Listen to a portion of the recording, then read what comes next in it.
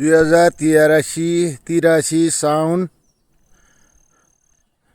25 गतेको दिन रातभरि पानी परेर बिहान रहेको अवस्थामा यस्तो छ। बिहान चाहिँ अहिले चाहिँ 26 भयो होला।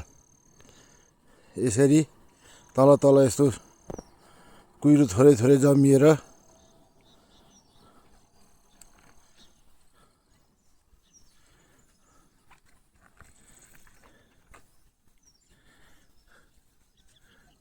त्यो माथि अल्को डाँडा तिनजुरे, हाम्रो यता पर डाँडा खर्का,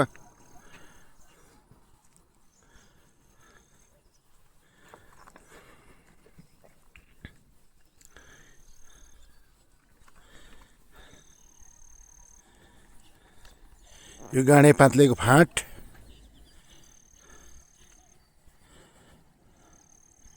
यो बसन्तपुर बजार।